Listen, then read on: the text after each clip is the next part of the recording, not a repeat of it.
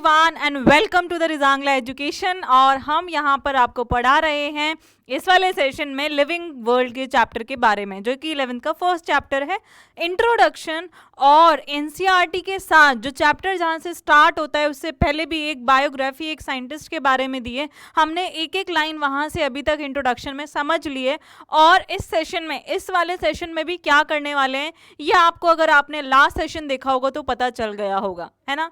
तो मैं हूँ नीलम, आपकी बॉटनी टीचर, और आज मैं आपको ये पढ़ाऊंगी कि हम कौन कौन से कैरेक्टरिस्टिक को एज अ डिफाइनिंग फीचर कह सकते हैं किसी लिविंग ऑर्गेनिज्म के। अब characteristic feature and defining feature में क्या डिफरेंस है, इसके लिए चेकआउट करो मेरा लास्ट वाला सेशन, ठीक है। तो चलो, पहला जो प्रॉपर्टी है, पहली जो है वो हम क्या करने वाले हैं यहाँ पर। फर्स्ट प्रॉपर्टी आपके पास है क्या, सेल्यूलर स्ट्रक्चर। फर्स्ट प्रॉपर्टी आपके पास क्या है, सेल्यूलर स्ट्रक्चर, ठीक है। ये हम पढ़ने वाले हैं कि किसी भी चीज का सेल्यूलर स्ट्रक्चर है तो क्या वो चीज एक लिविंग एंटिटी है, एक लिविंग ऑर्गेनिज्म है या नहीं है ना बच्चों। तो स्टार्ट करें पहले वाली चीज से। आप हमेशा से पढ़ते आए हैं कि रॉबर्ट हुक ने सेल की डिस्कवरी की थी, dead cell, bark of a cell, ठीक है, पेड़ की छाल में सेल की डिस्कवरी की थी। और एंटन वॉन लीवेनहॉक ने क्या किया था, लिविंग सेल की डिस्कवरी की थी, है ना। तो सेल को उन्होंने क्या बोला था, they are the structural and functional unit of life. मतलब लाइफ का जो स्ट्रक्चर है वो भी ये बनाती हैं, लाइफ का जो फंक्शन है वो भी ये करती हैं। तो जिसमें ये करती हैं वो एक लिविंग बीइंग होता है ना। तो हम क्या कह रहे हैं ये कि it is the building block of the life, it is the building block of life. बहुत ही सिंपल लैंग्वेज में ये है, it is the building block of life, है ना। इट इज द स्ट्रक्चरल, या फिर आप ये लिख सकते हो स्ट्रक्चरल और functional unit of life.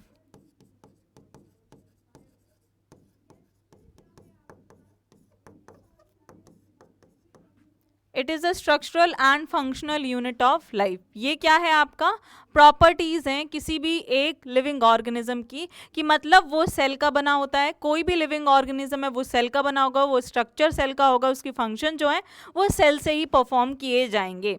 Now अगर आप देखो किसी भी एक ऑर्गेनिज्म को, चाहे वो क्या हो, यूनिसेलुलर हो, unicellular, from unicellular to multicellular,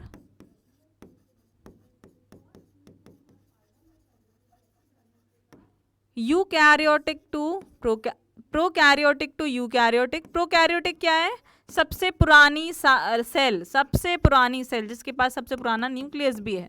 prokaryotic to eukaryotic, ठीक है।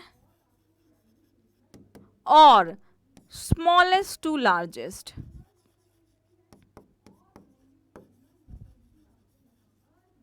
मैंने ये क्यों लिखा है, आप यहां से उठा करके इधर से इधर तक, इधर से इधर तक और इधर से इधर तक, है ना, किसी की भी बात कर लें, all are made up of cell, है ना। All are made up of cell, सब सेल के बने हुए हैं। तो यहाँ पे आपको क्या कोई एक्सेप्शन दिखा है, ऐसा कोई भी लिविंग ऑर्गेनिज्म जो सेल का ना बनाओ, या फिर ऐसा कोई और चीज जिसमें सेल हो। मैं किस सेल की बात कर रही हूँ वो आपको याद रखना है। आप मुझसे ड्यूरा सेल या बाकी हुई सेल्स की बात नहीं करेंगे यहाँ पर। कोई और चीज जो इस सेल की ना बनी हो, या फिर कोई और चीज, कोई और नॉन लिविंग थिंग जो कि इस चीज से बना हो।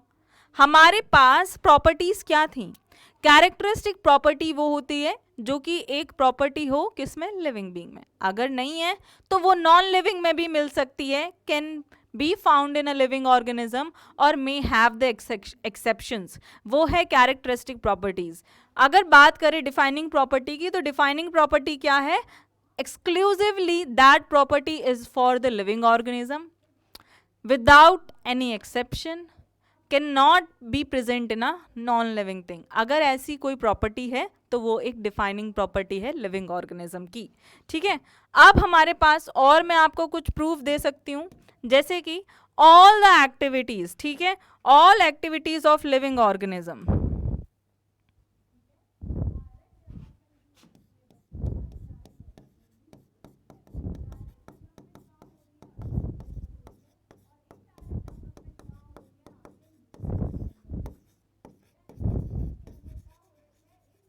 अब आप मुझे बता दो कोई भी ऐसी एक्टिविटी लिविंग ऑर्गेनिज्म की जिसमें सेल परफॉर्म ना कर रहे हों, सेल यूज ना हुए हों, ऐसी कोई भी एक्टिविटी ढूंढ के बताओ। पूरी बॉडी में देखो ऐसी कोई भी एक्टिविटी जो कि किसमें ना हो, जिसमें कौन ना हो, सेल इन्वॉल्व ना हो। अगर ऐसा है तो मुझे बताओ, ठीक है। All activities of living organism use cell, ठीक है, ओके सब में यूज होता है। और क्या होता है, organism are due to the all the activities in a organism they use cell and are due to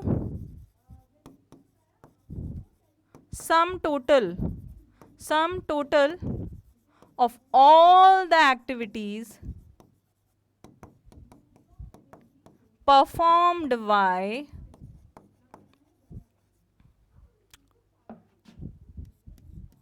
living organism, ठीक है।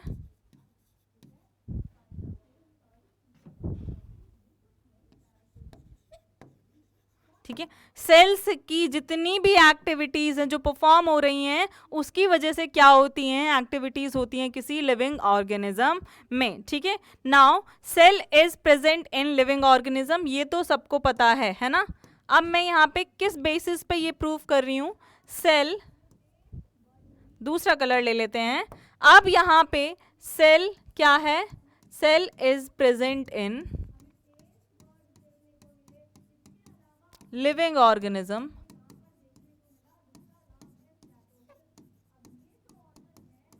ठीक है, एक ये लाइन हो गई। सेकंड, सेल क्या है, लिविंग ऑर्गेनिज्म में प्रेजेंट है, प्लस सेल क्या है, all living organism.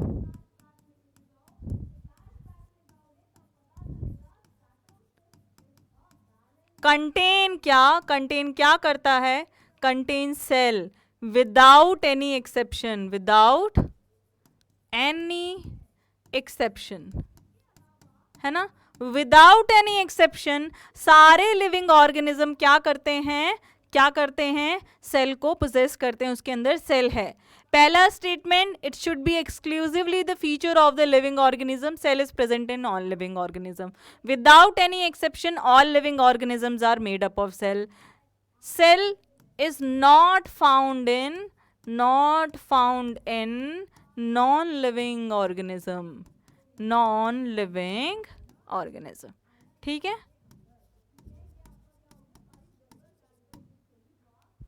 Okay, it is not found in non living thing बोल सकते हैं हम, नॉन लिविंग ऑर्गेनिज्म क्या हुआ,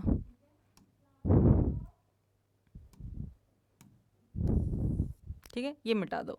तो यहां से आपने क्या जाना, यहां से आपने ये जाना कि cellular structure is the defining property of living organism, है ना। सेल्यूलर स्ट्रक्चर क्या है, cellular structure is defining property,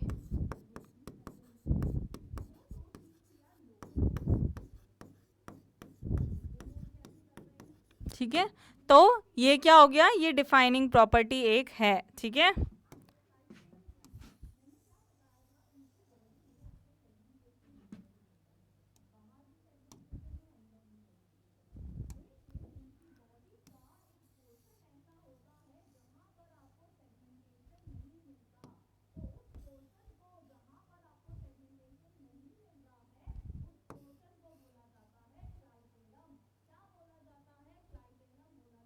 okay, तो cellular structure is the defining property of living organism, पहला क्लियर। आगे चल लेते हैं नेक्स्ट वाले पे। नेक्स्ट हमारे पास क्या है, सेकंड हमारे पास कौन सा है, मेटाबॉलिज्म। सेकंड आपके पास है क्या, मेटाबॉलिज्म।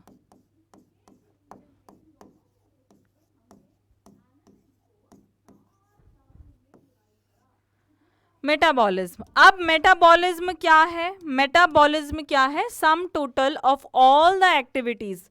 पहली बात, metabolism is derived from the Greek word, derived from Greek word,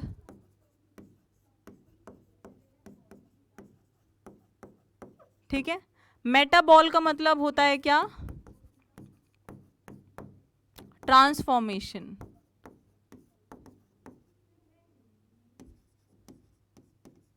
change, ठीक है, जिसकी वजह से क्या हो जाए, चेंज हो जाए। जैसे कि रिएक्शन होती हैं तो कुछ चेंजेस होते हैं बॉडी में, उन रिएक्शंस की वजह से, वो मेटाबॉलिज्म का रिजल्ट है ना। और डेफिनेशन क्या हो जाएगी, metabolism it is the sum of all, it is a sum of all the reaction occurring inside a living organism. Metabolism क्या है, ये लाइन फिर से टेढ़ी होती जा रही है।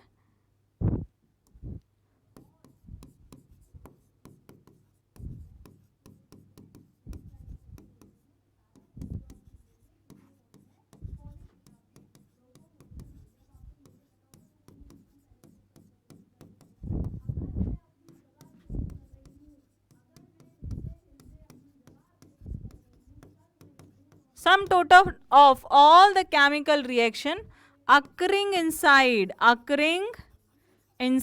a living organism, occurring inside a living organism is known as, ये क्या है, मेटाबॉलिज्म, ठीक है।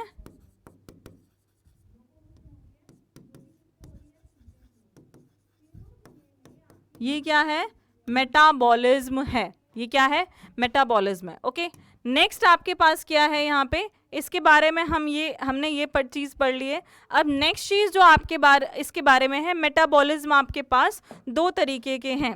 मेटाबॉलिज्म आपके पास दो तरीके के हैं, मेटाबॉलिज्म की बात करें, ठीक है।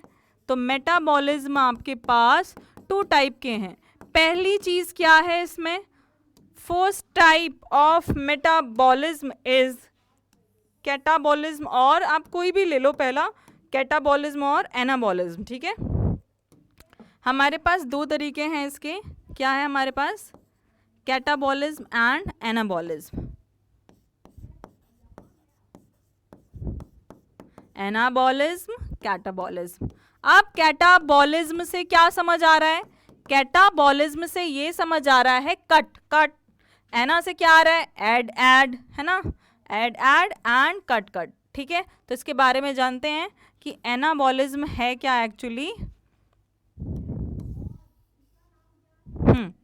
तो एनाबॉलिज्म का मतलब होता है कि एडिशन से कुछ फॉर्मेशन हो रहा है ना। तो क्या कर रहे हैं हम यहाँ पे, chemical are added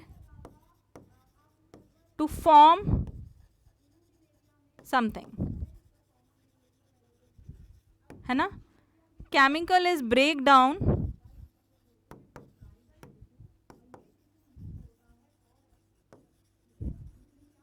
to form something, simple सी चीज है, ठीक है। जैसे कि अगर मैं आपको बताऊं यहां पर, तो रेस्पिरेशन क्या है, रेस्पिरेशन क्या होगा, एनाबॉलिज्म होगा या कैटाबॉलिज्म होगा। डाइजेशन क्या होगा, एग्जाम्पल अगर हम यहाँ पे ले लें तो एग्जाम्पल क्या हो सकता है यहाँ पर, डाइजेशन, है ना। और अगर मैं आपको बोलूं कुछ बन रहा है, ग्लूकोज बनता है, कौन से प्रोसेस से, प्लांट बॉडी के अंदर, किससे बनता है, फोटोसिंथेसिस से। तो हम क्या लिख सकते हैं यहाँ पे एग्जाम्पल, फोटोसिंथेसिस। अगर आपको रिएक्शन क्लिक करके समझनी है तो देखो, CO2 plus water in the presence of chlorophyll and sunlight forms what, glucose and क्या, ऑक्सीजन, है ना। अब यहाँ पे क्या है, डाइजेशन में जो आपके पास खाना है, कार्बोहाइड्रेट्स हैं, स्टार्च हैं, वो टूट कर छोटे पार्ट्स में कन्वर्ट हो जाएंगे। लेकिन मेरे पास एक एग्जाम्पल बच्चों और है जो कि क्या कहलाता है, एक चीज़ और है मेरे पास जिसको हम बोलते हैं एनाबॉलिज्म। एनाबॉलिज्म, कैटाबॉलिज्म, और हमारे पास क्या आता है, एम्फीबॉलिज्म। एक और है मेरे पास जिसको हम क्या कहते हैं, एम्फीबॉलिज्म। एम्फीबॉलिज्म का मतलब क्या होता है, बोलो। अब ये ना ही कैटा है ना ही क्या है, एना है। इसमें क्या हो रहा है, both catabolic and metabolic anabolic reaction take place, both break down and formation, both break down and addition are involved in formation of something. ठीक है, फॉर एग्जाम्पल इसका अगर एग्जाम्पल आप देखोगे तो क्या है, रेस्पिरेशन. ठीक है, जैसे कि अगर मैं एग्जाम्पल बताऊं रेस्पिरेशन में, फॉर एग्जाम्पल आपके पास क्या है, ग्लूकोज है. ग्लूकोज क्या कर रहा है, ब्रेक कर रहा है, तो क्या बना रहा है, एनर्जी, है ना. Glucose break down to form energy. तो यहाँ पे ब्रेक डाउन हो रहा है, लेकिन क्या हो रहा है, फॉर्मेशन का, एनर्जी का फॉर्मेशन हो रहा है. डाइजेशन के बाद ब्रेक कर देता है छोटे छोटे पार्टिकल्स में, ये हो रहा है. ठीक है, तो ये होगा आपका एम्फीबॉलिज्म या एम्फीबॉलिक पाथवे. अब हमारे पास यहाँ पे मेटाबॉलिज्म के अंडर में कुछ और चीज़ें बताने वाली हूँ. मेटाबॉलिज्म के अंदर जैसे कि मैंने बोला कि रिएक्शंस होती हैं, ये क्या होती हैं, रिएक्शन होती हैं, है ना.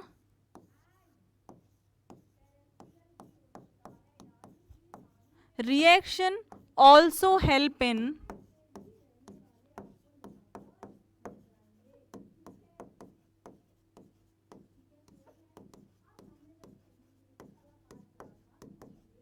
Reaction also help in transformation, है ना. तो क्या हम एक रिएक्शन को बोल सकते हैं defining feature of living organism. For example मैं आपको क्या बोलूं, मैं आपको बोल दूं कि आपने क्या किया, एक टेस्ट ट्यूब ले ली. आपने क्या किया, एक टेस्ट ट्यूब ले ली, और आप में इसमें क्या कर रहे हैं, इन वाइट्रो मतलब outside the organism. Outside the organism क्या हो रही है, रिएक्शन हो रही है. अब ये है एक रिएक्शन इन वीवो. ठीक है, फॉर एग्जाम्पल ये बॉडी है, ठीक है, ये आउल की बॉडी है, और यहाँ पे रिएक्शन जो होगी वो क्या होगी, इन वीवो रिएक्शन, मतलब इनसाइड द बॉडी. ये क्या है, outside the body. What is this, outside body, है ना. तो जो रिएक्शन आउटसाइड द बॉडी हो रही है, उसके क्या कैरेक्टरिस्टिक हैं. सपोज कर लो एक मेटाबॉलिज्म मेरी बॉडी में हो रहा है, डाइजेशन. अब मैं क्या करूं, कार्बोहाइड्रेट ले लूं. एक टेस्ट ट्यूब में मैंने कार्बोहाइड्रेट ले लिया, मान लो मैंने स्टार्च ले लिया. स्टार्च पे मैंने क्या किया, अमाइलेज डाल दिया, है ना. अमाइलेज डालने के बाद ये माल्टोज में कन्वर्ट हो जाता है. तो यही सेम चीज़ मेरी बॉडी में हो रही है ना. माउथ से स्टार्ट हो जाता है digestion.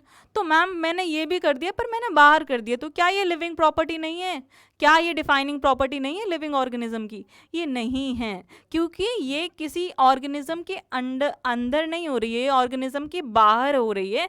Surely it is a living reaction. ये क्या है, लिविंग लिख रही हूँ. It is neither a dead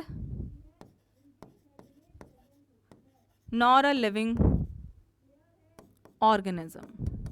ये क्या है, अगर ऐसे ही मैंने सपोज कर लो एक एग्जाम्पल से आपको समझाया है कि इसके अंदर डाइजेशन हो जाए, इसी टेस्ट ट्यूब के अंदर एक्सक्रीशन हो जाए, रेस्पिरेशन हो जाए, सब कुछ हो जाए, रिप्रोडक्शन भी, बैक्टीरिया का रिप्रोडक्शन आप करा सकते हो.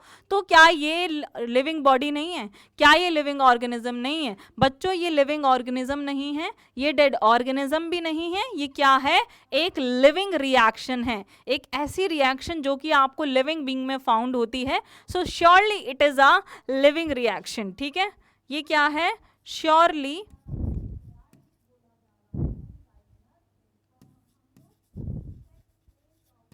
It is a living reaction. ये क्या है, लिविंग रिएक्शन है.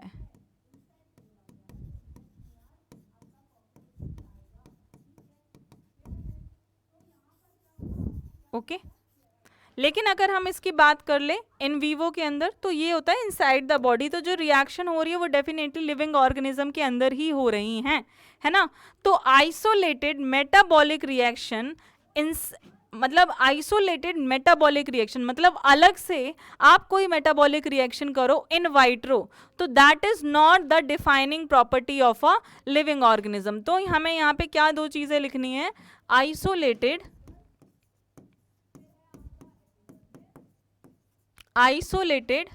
Metabolic reaction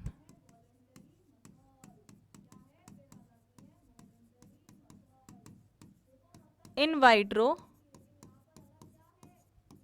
is not the defining property of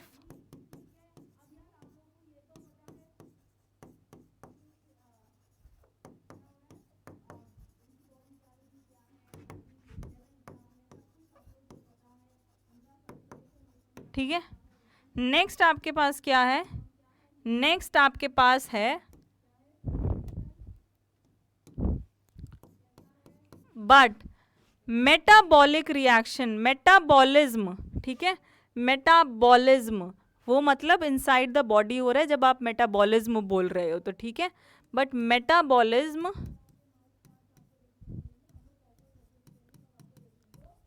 is definitely the defining property of living organism.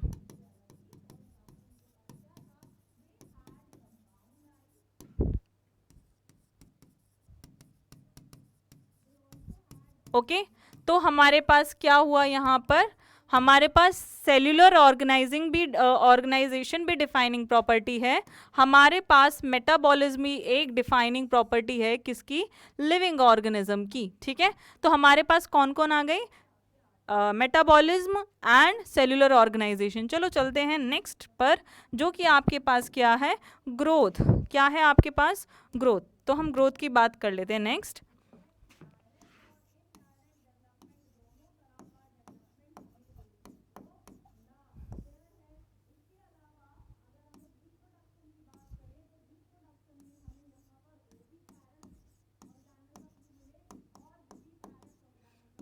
ठीक है, एक सेकेंड।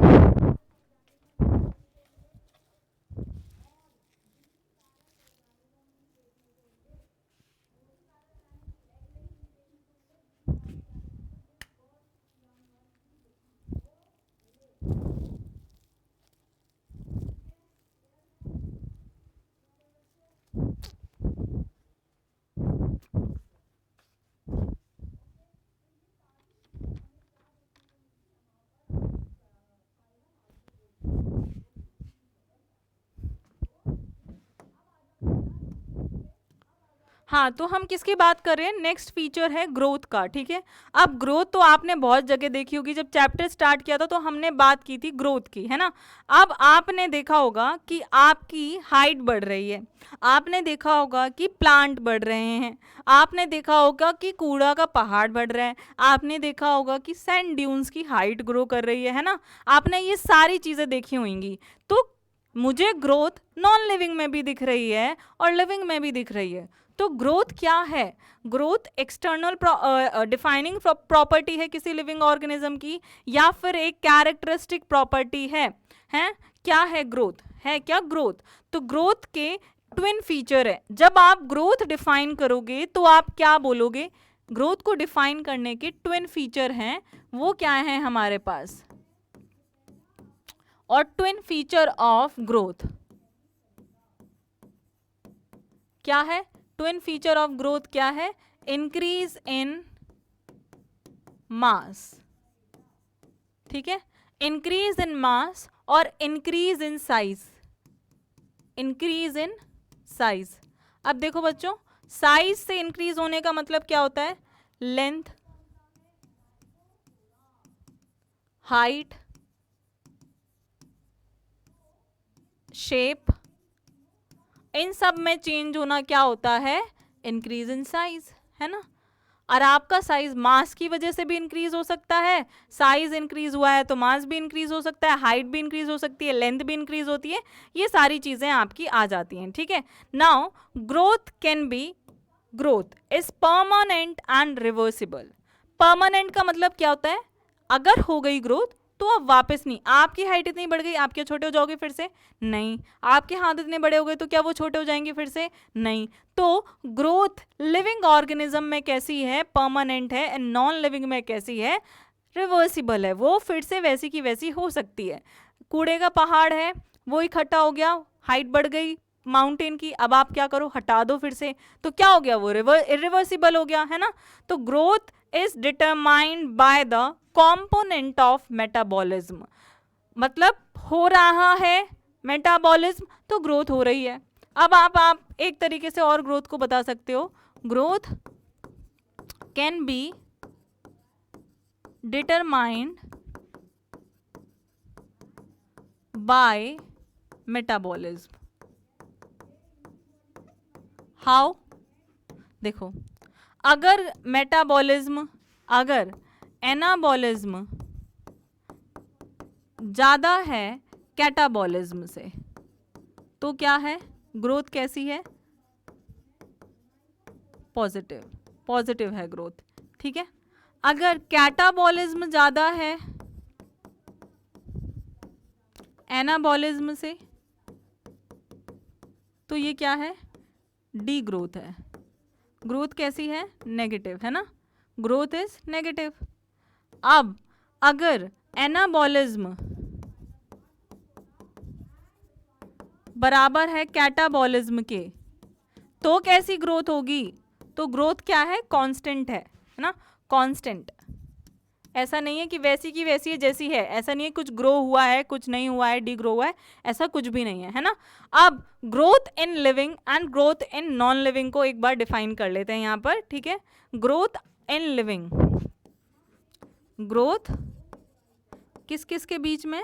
लिविंग्स के बीच में एंड नॉन लिविंग्स के बीच में।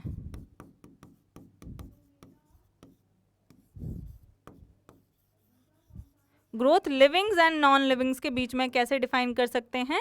In the living organism growth is intrinsic, है ना।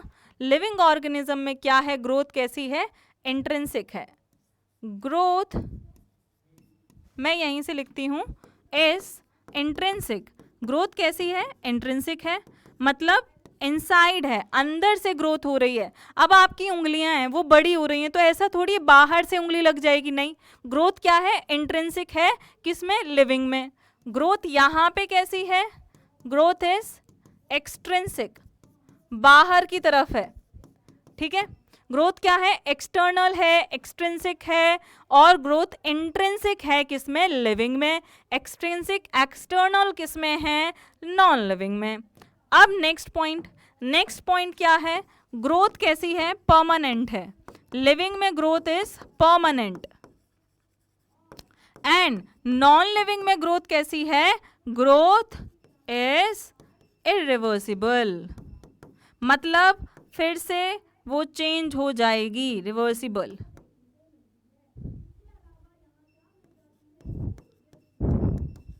जैसे कि वही पहाड़ वाला किस्सा याद कर लो आप अपने नोट्स में बनाते वक्त वो एग्जाम्पल भी लिख सकते हो यहाँ पे याद रखने के लिए, है ना। अब यहाँ पे क्या होता है? सिंथेसिस होता है। सिंथेसिस यहाँ पे क्या होता है? चीज एक्चुअली में बनती है। यहाँ क्या होता है? एक्यूमुलेशन होता है चीजों का। चीजें क्या हो रही हैं? कूड़ा इकट्ठा हो रहा है, मिट्टी इकट्ठी हो रही है, पर हमारी बॉडी में तो ग्लूकोज बन रहा है, हमारी बॉडी में सेल्स बन रही हैं, हमारी बॉडी में मसल्स बन रही हैं, प्रोटीन्स बन रही हैं, तो क्या हो रहा है? सिंथेसिस हो रहा है ना। अब ये तो इंटरनल फिनोमेना है। ये कैसा है? ग्रोथ क्या है? Internal phenomena, internal phenomena. और ये कैसा है? एक्सटर्नल फिनोमेना है।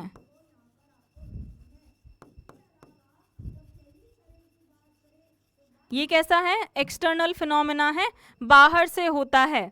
यहाँ पे मुझे आपको दो चीजें बतानी है इसके अंडर, वो आप सिर्फ समझ लो वर्ड। एक तो होता है एपोप्लास्टिक,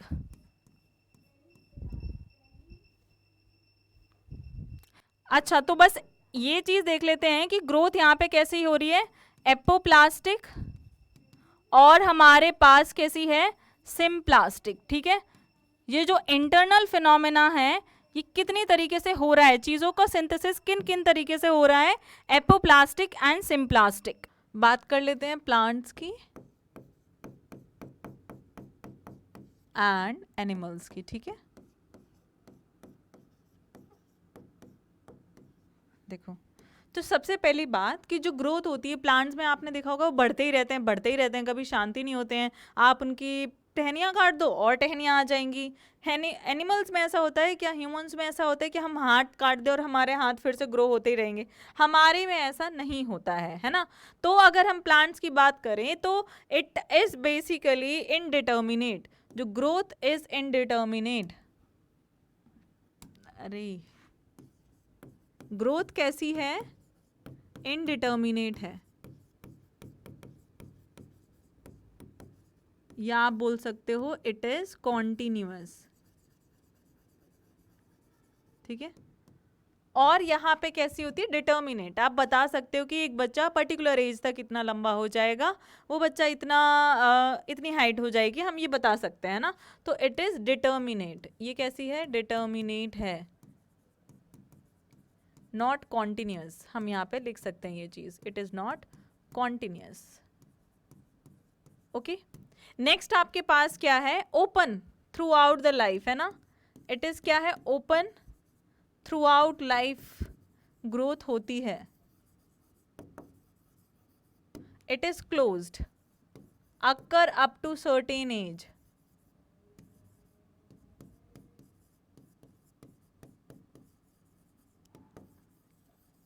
ठीक है। नेक्स्ट अगर मैं आपको बताऊं यहां पर, तो यहां पे प्लांट्स में जो ग्रोथ होती है वो कैसी होती है, डिफ्यूज्ड होती है ना। डिफ्यूज्ड इनिशियली, अब मैं बताती हूं क्या होता है इसका मतलब, लेटर लोकलाइज्ड,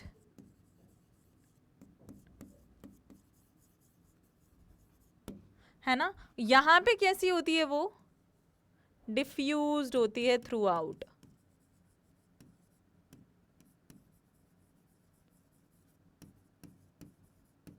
ओके, अब ये क्या पार्ट है, 1 2 3, और ये पहला वाला। डिफ्यूज इनिशियली लेटर लोकलाइज्ड, मतलब स्टार्टिंग में क्या होता है कि हर पार्ट में ग्रोथ हो रही होती है, ओपन ग्रोथ हो रही होती है हर पार्ट में। अब हमारी बॉडी ऐसी थोड़ी, सिर्फ हाथ बढ़ता जा रहा है और आप उतने ही हो, ऐसा थोड़ी होता है। बॉडी ओवरऑल ग्रो करती है, हर पार्ट बॉडी का ग्रो करता है, उसको हम बोलते हैं डिफ्यूज ग्रोथ।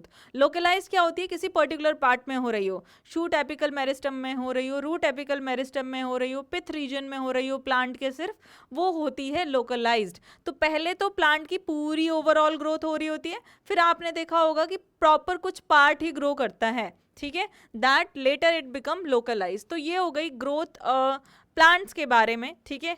तो अब हम बात कर लेते हैं कि यूनिसेलुलर ऑर्गेनिजम्स में, अगर यूनिसेलुलर फॉर एग्जांपल अगर मैं बात करूं यूनिसेलुलर ऑर्गेनिजम्स में, ये बात हम नेक्स्ट क्लास में ही करेंगे, नेक्स्ट क्लास में नहीं, मतलब जब हम रिप्रोडक्शन के बारे में बताऊंगी मैं आपको, तभी मैं आपको आपसे इस चीज़ के बारे में बात करूंगी, ठीक है। उससे पहले हम एक और पॉइंट यहाँ पे क्लियर कर लेते हैं, जो कि क्या है, growth is not the defining feature of, यहाँ पे हमने क्या पढ़ा कि ग्रोथ क्या है, is not the defining feature of living organism.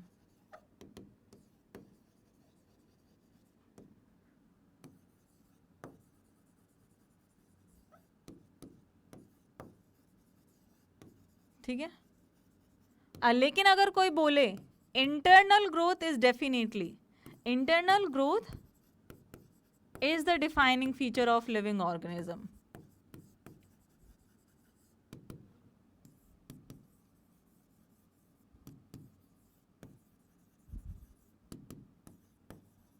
ठीक है। सिंपल बोले growth is the defining feature of living organism, yes. अगर कोई बोले internal growth is the defining feature of living organism, no, ये सही नहीं है। नेक्स्ट पर चलते हैं, अब हम रिप्रोडक्शन की बात कर लेते हैं। नेक्स्ट अपने पास क्या है, रिप्रोडक्शन।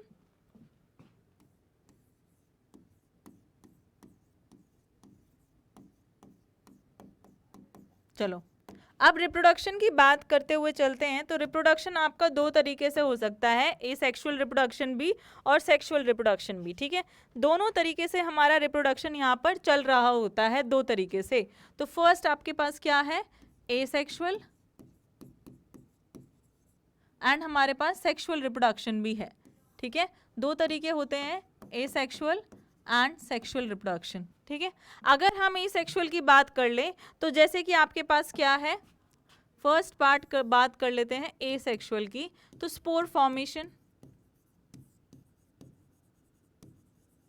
स्पोर फॉर्मेशन आपका किस किस में हो रहा होता है, स्पोर फॉर्मेशन आपका फंजाई में है ना। कॉनेडिया, कॉनेडिया क्या बनते हैं, स्पोर्स बनते हैं फंजाई के, ठीक है।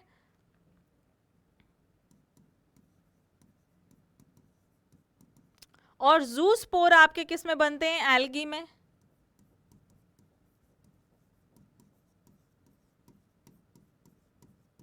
ये कैसे होते हैं, नॉन मोटाइल, और आपके ये कैसे होते हैं, मोटाइल। ओके, नेक्स्ट आपके पास क्या है, स्पोर फॉर्मेशन के बाद आता है binary fission, amoeba, east,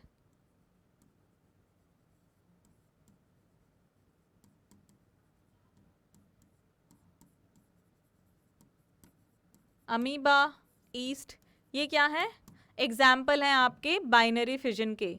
east में बडिंग होती है, हाइड्रा में भी बडिंग होती है, रुको।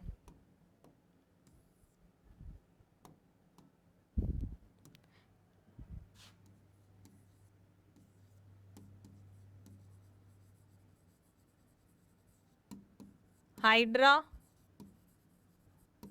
और हमारे पास क्या है, ईस्ट है। यहाँ पर हमारे पास क्या है, budding in hydra and east. Next आपके पास बताऊं तो मेरे पास है फ्रेगमेंटेशन। फोर्थ क्या है हमारे पास, फ्रेगमेंटेशन। जैसे कि स्पाइरोगायरा, स्पाइरोगायरा क्या है, एक ग्रीन एल्गी है। ये क्या है, एक एल्गी है, ग्रीन एल्गी। इसमें क्या होता है, ये फ्रेगमेंट टूट करके बन जाएंगे, न्यू फ्रेगमेंट्स में कन्वर्ट हो जाएंगे, ठीक है। और हमारे पास रीजनरेशन है, ट्रू रीजनरेशन। देखो इसमें हमारे पास, ये मैं पॉइंट हाईलाइट कर रही हूँ, रीजनरेशन। अब ये मत बोलना कि मैम छिपकली क्या पूरी उग जाएगी, छिपकली की पूंछ टूट गई तो क्या पूरी छिपकली आ जाएगी, नहीं, उसको हम फॉल्स रीजनरेशन बोलते हैं, क्योंकि सिर्फ छिपकली की टेल ही वहां पर आएगी, ठीक है। ट्रू रीजनरेशन आपको मिलता है सिर्फ प्लानेरिया में, a lost part is developed again और रीजनरेट अगेन, ठीक है। ट्रू रीजनरेशन आपको किस में मिलता है, प्लानेरिया में, seen in planaria।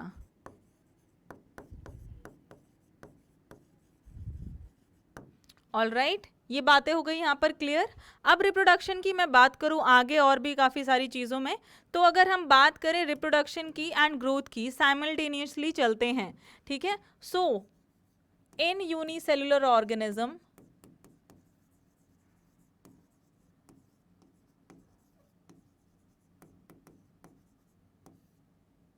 ठीक है, growth and reproduction occur simultaneously।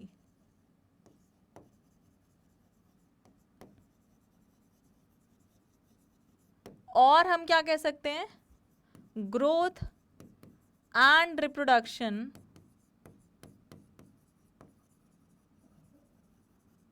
For unicellular organism और इन unicellular organism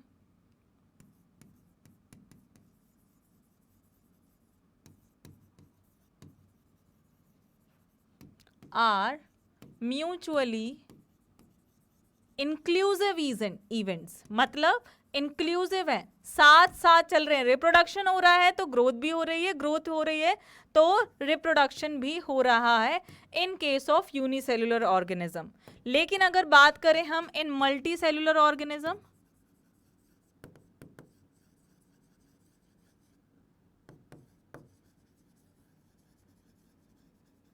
growth and reproduction are exclusive event.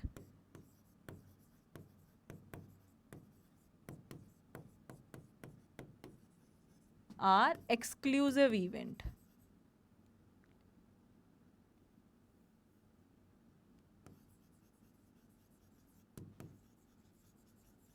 ठीक है बच्चों, ये हो गया मल्टी सेलुलर के लिए, मल्टी सेलुलर ऑर्गेनिज्म में ये बात हो गई है ना. अब बात होती है कि क्या growth always accompanied by the reproduction. एक स्टेटमेंट ये भी आ जाता है, तो हम यहाँ क्या लिख सकते हैं, growth is always not accompanied by reproduction. ये मैं आपको इसलिए बोल रही हूँ क्योंकि डायरेक्ट स्टेटमेंट पर, इनडायरेक्ट स्टेटमेंट पर 1000 बार क्वेश्चंस आ चुके हैं. Accompanied by reproduction. ठीक है, ओके. नेक्स्ट, ये आपके पास कुछ इंपॉर्टेंट टर्म्स मैं यहाँ पर लिखवाती जा रही हूँ. अब जैसे कि फॉर एग्जाम्पल अगर हम लें, फॉर एग्जाम्पल हाइनी, ठीक है, म्यूल, ड्रोन, वर्कर बी, क्या ये लिविंग नहीं है? हैं, ये जिंदा ही तो है. और हम ट्रांसजेंडर की बात कर सकते हैं, ये क्या है, स्टेराइल है. ये क्या है, रिप्रोड्यूस नहीं कर सकते.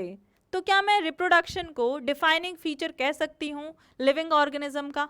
बिल्कुल नहीं. मेरे पास कुछ लिविंग ऑर्गेनिज्म है जो रिप्रोडक्शन नहीं कर रहे. So how can the reproduction be the defining feature of living organism? So यहाँ पे एक स्टेटमेंट हम लिख देते हैं, चिपका देते हैं रिप्रोडक्शन के बारे में, दैट रिप्रोडक्शन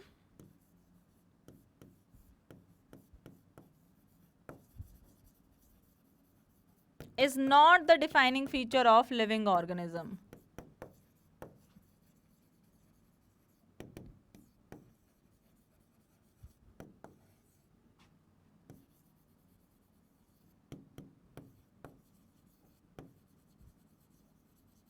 ठीक है, हो गया क्लियर.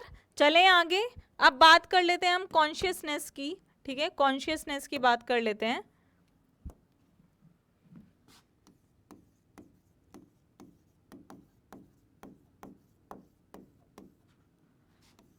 और या फिर हम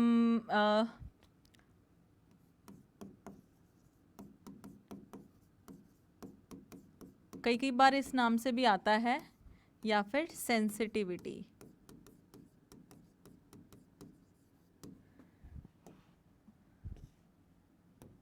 ठीक है, तो कॉन्शियसनेस क्या होती है कि आप किसी स्टिमुलस को रिप्लाई करो, रिस्पॉन्ड करो. ठीक है, तो क्या होता है, एक स्टिमुलस होता है. स्टिमुलस आपका कैसा भी हो सकता है, स्टिमुलस आपका कैसा भी हो सकता है, फिजिकल, केमिकल,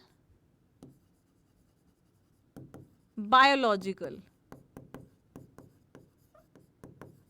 ठीक है, इसको रिस्पॉन्ड करना इज नोन एज कॉन्शियसनेस. ठीक है, तो ability to respond the stimulus is known as consciousness. ये क्या हो गई, डेफिनेशन हो गई आपकी बात की. ठीक है, तो हमारे पास यहाँ पे मैं फिर भी लिख देती हूँ. ठीक है, ability to sense the environment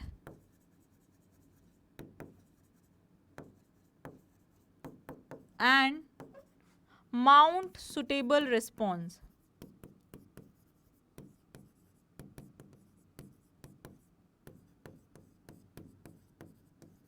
is known as consciousness. ठीक है, this is known as consciousness. Simple सी चीज है. ओके बच्चों, अब हमारे पास यहाँ पे क्या क्या चीज़ें आती हैं कि कॉन्शियसनेस, बच्चे बहुत सारे क्वेश्चन पूछते हैं कि बच्चा, अगर कोई इंसान ब्रेन डेड है, कोमा में है, तो क्या वो लिविंग है, क्या उसमें कॉन्शियसनेस है या नहीं है. एक चीज़ और बात आती है कि मैम मुझे तो पता है कि मैं कैसी लग रही हूँ या मैं अच्छी लग रही हूँ, पर इस एनिमल को तो नहीं पता वो कैसा लग रहा है. तो ये क्या होती है, जो मुझे पता है कि मैं कैसी लग रही हूँ, दैट इज सेल्फ कॉन्शियसनेस. ठीक है, उसको हम क्या बोलते हैं, सेल्फ अवेयरनेस. ठीक है, और ये all living organism don't have.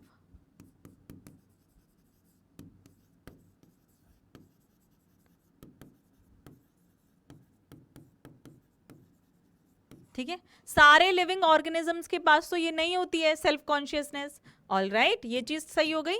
अब हमारे पास क्या है कि सेल्फ कॉन्शियसनेस क्या है, defining, not the defining feature. ये प्लीज याद रखना, not the defining feature of living organism, but consciousness is definitely, I will prove it, just wait for few more seconds, ठीक है, फ्यू मोर मिनट्स। अब हम बात कर लेते हैं एक ब्रेन डेड पर्सन की, ठीक है, एक बंदा, पहले तो ये आप स्टेटमेंट लिख लो क्योंकि यहाँ तक यही चीज़ आती है, consciousness is the defining feature of living organism.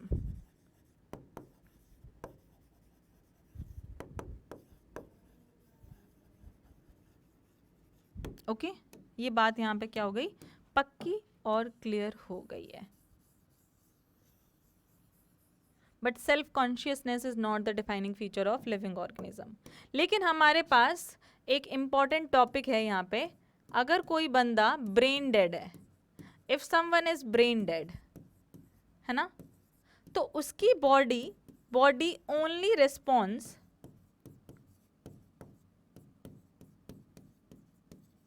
To artificial system, सिर्फ आर्टिफिशियल सिस्टम को क्या कर रही है, रिस्पॉन्ड कर रही है बॉडी।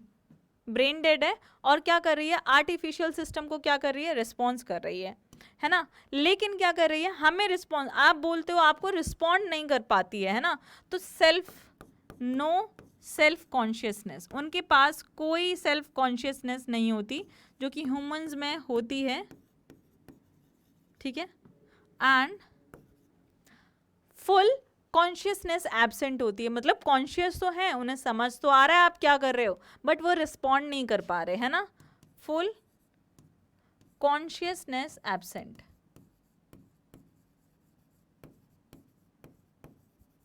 ठीक है, ये क्या होती है, इनमें एब्सेंट होती है, और ये क्या होते हैं, ब्रेन डेड होते हैं, person that lie in coma.